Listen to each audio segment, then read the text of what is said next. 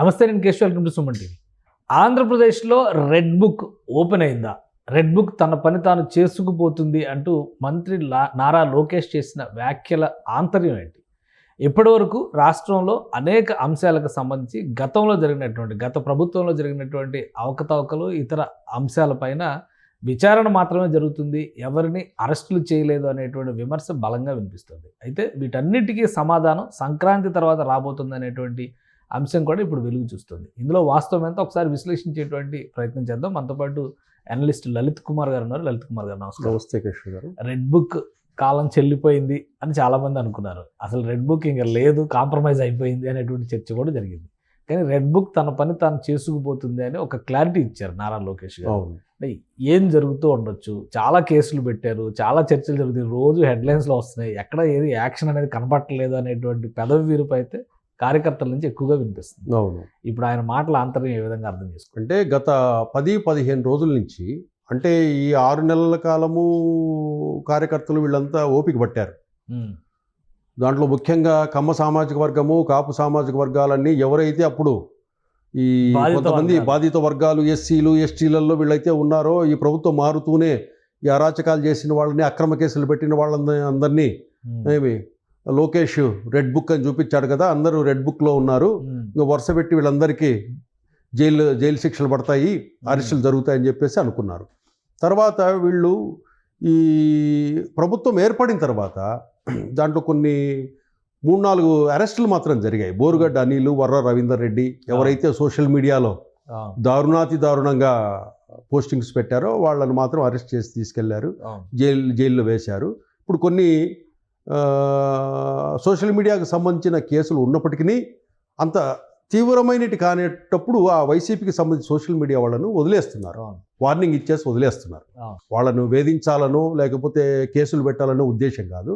అట్లా సుమారుగా 100 నుంచి 200 మంది సోషల్ మీడియా వైసీపీకి సంబంధించిన వాళ్ళని, అంటే ఒక స్థాయిలో ఉన్న వాళ్ళకి ఈ స్టూడెంట్స్ని కానీ, లేడీస్ పిల్లలు కానీ, అమ్మాయిలు కానీ వీళ్ళ ఉంటే వాళ్లకు వాళ్ళ భవిష్యత్తు ఇదవుతుందని చెప్పేసి వాళ్ళను వార్నింగ్ ఇచ్చేసి కూడా వదిలేసిన సందర్భాలు ఉన్నాయి. ఎవరికి తెలియదు, కేసులు పెట్టనివ్వాల లోకేష్, వాళ్ళ భవిష్యత్తు పాడవుతుంది, వాళ్ళు ఏదో తెలియక సోషల్ మీడియాలో పెట్టింటారు, అది ఆ పోస్టింగ్స్ ఎవరో ఇచ్చింటారు అనే ఉద్దేశంలో చాలామందిని స్మూత్గానే పంపించేసి సైలెంట్గా ఉండేసి వాళ్ళంతా సైలెంట్గా ఉన్నారు.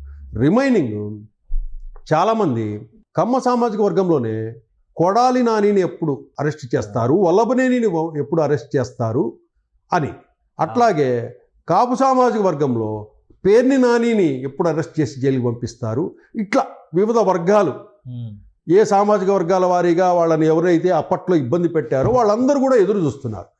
ఈ క్రమంలో ఈ గవర్నమెంట్ వీటిల్లో బిజీగా ఉన్నారు కాబట్టి ఈ రెడ్ బుక్ సౌండ్ ఒక 1 రోజులు 2 నెలల నుంచి వినపట్టంలే. ఎక్కడ వినపడకపోయేసరికి ఏం చేశారంటే చాలామంది రెడ్ బుక్ను పక్కన పడేశారు. రెడ్ బుక్ దాన్ని ఏదో కాంప్రమైజ్ అయిపోయారు, వీళ్ళు ఏదో కుమ్మక్క అయిపోయారు, వైసీపీ టీడీపీ కూటమి మొత్తం వైసీపీ వాళ్ళతో కుమ్మక్క అయిపోయింది అనే డిస్కషన్ జరిగింది. చాలామంది కార్యకర్తలు వీళ్ళందరూ కూడా చాలా ఆగ్రహవేశాలతో ఉన్నారు. సోషల్ మీడియాలో క్వశ్చన్ చేస్తున్నారు, వేర్ ఈజ్ రెడ్ బుక్ అనేసి కూడా ప్రశ్నిస్తున్నారు. వీటన్నిటినీ చెక్ పెడుతూ నిన్న లోకేష్ ఏం చేశాడంటే రెడ్ బుక్ తన పని తాను చేసుకుపోతుంది అన్నారు. ఇదే విషయమై కూడా నేను టీడీపీకి సంబంధించిన ఎన్ఆర్ఐకి సంబంధించిన లోకేష్ సన్నిహితులు యష్ బొద్దులూరిని కూడా ఒక ఇంటర్వ్యూలో అడిగాను, రెడ్ బుక్ ఏమైందయా, రెడ్ బుక్ ఎక్కడన్నా పారేసుకున్నారా, లేకపోతే తెరుచుకోవడం లేదా అమ్మేసుకున్నారని కూడా ఓపెన్గా అడిగాను. దానికి వాళ్ళు చెప్పిన సమాధానం ఏంటంటే ఆ కేసులకు సంబంధించిన ఆల్ ఎవిడెన్స్ను ఒక స్ట్రక్చర్గా తయారు చేస్తున్నారంట కేసెస్ అన్నీ కూడా. కానీ అంటే ఒకటే మీరు చెప్పింది కరెక్టే, రాజకీయ నాయకులు ప్రస్తావన చేశారు, రాజకీయ నాయకులు కానీ ఏదైనా కేసు స్ట్రక్చరల్గా వెళ్తాం అనేది ప్రొసీజర్లో బాగుంది. అంటే చాలామంది అధికారులు విధానాలు మీరి కర్తవ్యాన్ని నిర్వహించారు, గత ప్రభుత్వానికి బాగా అంటగాగారు అనేటువంటి విషయాన్ని కూడా మాట్లాడారు లోకేష్ గారు. ఇప్పుడు తిరుపతిలో తొక్కిసలాట జరిగిన చోట అధికారుల వైఫల్యం కనిపిస్తుంది. ఇంకా అలాంటి చాలా ఇన్సిడెంట్స్లో అధికారుల వైఫల్యం ఉంది. కానీ ఎవరి మీద చర్య తీసుకున్నట్టు ఆ రోజు ఎవరైతే అధికారులు అప్పటి ప్రభుత్వానికి అనుకూలంగా వ్యవహరించారనుకున్నారో వాళ్ళందరిపైన చర్య తీసుకోగలిగిందా ఈ ప్రభుత్వం? అయినా ఎందుకని అధికార యంత్రాంగం మాట వినని పరిస్థితులు ఇప్పటికి కూడా ఉన్నాయి. రెడ్ బుక్ ఓపెన్ చేయకపోవడమే కారణం అనుకోవాలా దీనికి? అంటే ఇక్కడ ఏంటంటే ఏది కూడా ఒక కేసును ఒక వ్యక్తిని అరెస్ట్ చేయాలంటే దానికి సంబంధించిన సాక్ష్యాధారాలన్నీ ముందు లిస్ట్ అవుట్ చేసి ఆ కేసుకి అటాచ్ చేయాలి. దాన్ని తీసుకునేసి పోలీసులు అరెస్ట్ చేయడానికి వెళ్తారు. ఇప్పుడు ఆ సాక్ష్యాధారాలన్నీ ఎవిడెన్సెస్ అన్నీ వీళ్ళు కూరుస్తున్నారు అనమాట 1 by 1. నెక్స్ట్ ఈ జనవరి అయిపోయిన తర్వాత టీడీపీ పార్టీకి సంబంధించిన నామినేటెడ్ పోస్టులు ఉన్నాయి. ఆ వ్యవహారం అంతా క్లోజ్ అయిపోయిన తర్వాత ఈ రెడ్ బుక్ పేజీ ప్రకారం ఓపెన్ అవుతుంది. దాని తర్వాత రాజకీయ నాయకుల అరెస్టులు మొదలవుతాయని చెప్పేసి నేను ఇండైరెక్ట్గా చెప్పడం జరిగింది. ఇక్కడ ఏంటంటే ఇప్పుడు ఎవిడెన్సెస్ కావాలనుకోండి, అంతకుముందు అధికారంలో లేరు వీళ్ళు. ఇప్పుడు అధికారంలోకి వచ్చిన తర్వాత చర్యలకే అవకాశం ఉంటుంది. అదే తప్పు. ఇక్కడ అధికారులు కూడా ఉన్నారు. ఇక్కడ అప్పటి జనసేన కార్యకర్తలని, టీడీపీ కార్యకర్తలని చాలామందిని పోలీసులు ఏ రకంగా వేధించారో చాలామందికి తెలియదు. జనసేన కార్యకర్తలని రాత్రి ఇళ్ల దగ్గరికి వెళ్ళేసి ఇది 2nd grade లీడర్స్ను ఇంట్లో నుంచి తీసుకెళ్ళి రాత్రులు పోలీస్ స్టేషన్లో కొట్టి మళ్ళీ 4 o'clock ఇంటి దగ్గర వదిలేసేవాళ్ళు. అటువంటి సంఘటనలు జరిగాయి గత ప్రభుత్వంలో. అట్లాగే టీడీపీకి సంబంధించిన యాక్టివ్గా ఉన్న లీడర్లందరినీ స్టేషన్లకు తీసుకొచ్చి కొట్టి పంపించిన సందర్భాలు ఉన్నాయి. ఇవన్నీ కూడా వాళ్ళు లిస్ట్ అవుట్ ఎవిడెన్సెస్, తప్పులు చేసిన అధికారులు, రాజకీయ నాయకులు.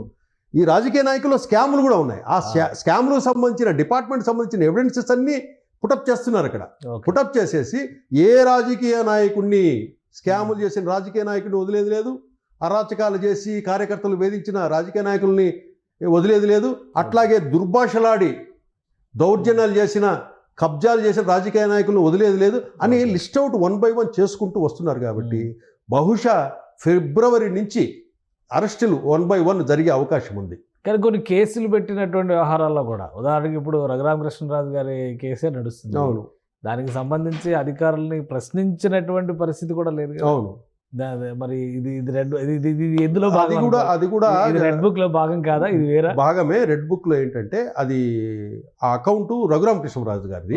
కేసు పెట్టింది ఆయన. ఆ కేసులో ఆయన అడిగింది కూడా వాస్తవం. పివి సునీల్ కుమార్ అనే IPS మీరు ఎందుకు సస్పెండ్ చేయలేదని అడిగాడు. ఈ విషయాలలో కొంతమంది ఎమ్మెల్యేలలో అసహనం ఉన్న మాట వాస్తవము. పబ్లిక్గా ఇండైరెక్ట్గా మాట్లాడడం మొదలుపెట్టారు. దీంట్లో ఏదైతే జత్వానీ కేసులో IPSలను సస్పెండ్ చేశారో, RRR కేసులో కూడా పివి సునీల్ కుమార్ IPS ఎందుకు సస్పెండ్ చేయరు అని చెప్పేసి అడుగుతున్నారు. అది కూడా రేపో మొన్నాడో నిర్ణయం తీసుకునే అవకాశం ఉంది. అట్లాగే ఆ కేసులో A3గా జగన్మోహన్ రెడ్డి ఉన్నాడు. జగన్మోహన్ రెడ్డికి ఇమ్మీడియట్గా నోటీసులు ఇచ్చి విచారణ పిలిపించే అవకాశం కూడా ఉంది. దాని మీద కూడా చర్చ జరుగుతూ ఉంది. ఈ బహుశా అది ఫిబ్రవరిలో జగన్మోహన్ రెడ్డి లండన్ నుంచి వచ్చిన తర్వాత పోలీసులు నోటీస్ సర్వీస్ చేసే అవకాశం. జగన్మోహన్ రెడ్డి గారు లండన్ వెళ్తున్నారు, ఆ బిజీలో ఉన్నారు. సజ్జల రామకృష్ణారెడ్డి గారు, ఆయన కొడుకు, వాళ్ళకు కూడా ఆల్రెడీ నోటీసులు ఇచ్చారు, రెడ్ కార్నర్ నోటీసులు ఇచ్చారు. ఇవన్నీ కూడా మళ్ళీ ప్రొసీజర్లో డిలే కనిపిస్తున్నాయి కదా. ఇక్కడ ఏంటంటే కేశవ్ గారు, ఇక్కడ అది పోలీసులో ఏది పని చేయాలన్నా పోలీసులే చేయాలి. మీరు అన్నట్లు ఆ పోలీసుల్లో వైసీపీ పోలీసులు ఉన్నారనుకోండి, ఉన్నాడేమో చూసి రాపోరా అంటే అక్కడ పోయేసి లేడు సార్ అని వస్తాడు. దానికి లోకేష్ ఏం చేయలేడు పాపం. అక్కడ పోకుండానే చెప్పొచ్చు. DGP ఏం చేయలేడు, ఎందుకంటే పోయేది కానిస్టేబుల్ కదా. ఆ పోయే కానిస్టేబుల్ వైసీపీ కానిస్టేబుల్ అయితే సార్ అక్కడ డోర్కు లాక్ చేస్తున్నారు సార్ అని చెప్తారు. మనం వెళ్ళి చూసి దాన్ని చేసేంత ఇది ఉండదు. కానీ వీళ్ళు ఇమ్మీడియట్గా యాక్షన్ తీసుకోవడం లేదనే వాదన జరుగుతూ ఉంది. అది కూడా కరెక్టే. ఎందుకురా అంటే మొన్న ప్రభావతి, రఘురామ్ గారి కృష్ణ కేసులో doctor Prabhavati bail petition cancel చేశారు, ముందస్తు బెయిల్. ఇమ్మీడియట్గా ఆమెను అరెస్ట్ చేసి తీసుకురావాలి. దాంట్లో మీనమేషాలు లెక్కిస్తున్నారనే వాదన ఉంది.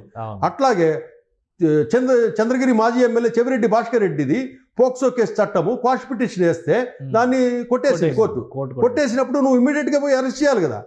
దాంట్లో ఎందుకు పొలిటికల్ బెనిఫిట్స్ ఏమన్నా చూస్తున్నారా వీళ్ళు అనే వాదన కూడా జరుగుతుంది. కాబట్టి ఈ వాదనలకు అన్నిటికీ విమర్శలకు చెక్ పెట్టాలంటే ముందు ఇమ్మీడియట్గా రెడ్ బుక్ స్పీడ్గా పరిగెత్తాల్సిన అవసరం ఎంతైనా ఉంది. రైట్, థ్యాంక్ యూ లలిత్ గారు, మీ అభిప్రాయాలు తెలియజేసినందుకు.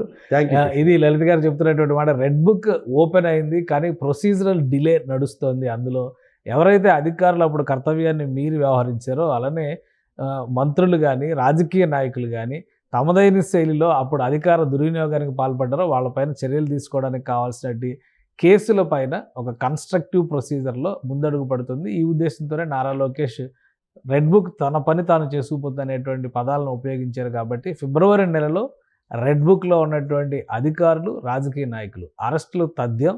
అలానే వైఎస్ జగన్మోహన్ రెడ్డికి కూడా నోటీసులు ఇచ్చేటువంటి అవకాశాలు ఉన్నాయని లలిత్ గారు విశ్లేషిస్తున్నారు. ఇది special discussion. Keep watching. Suman టీవీలో మీ పర్సనల్ అండ్ బిజినెస్ ప్రమోషన్స్ కోసం కింది నెంబర్కి కాంటాక్ట్ చేయండి.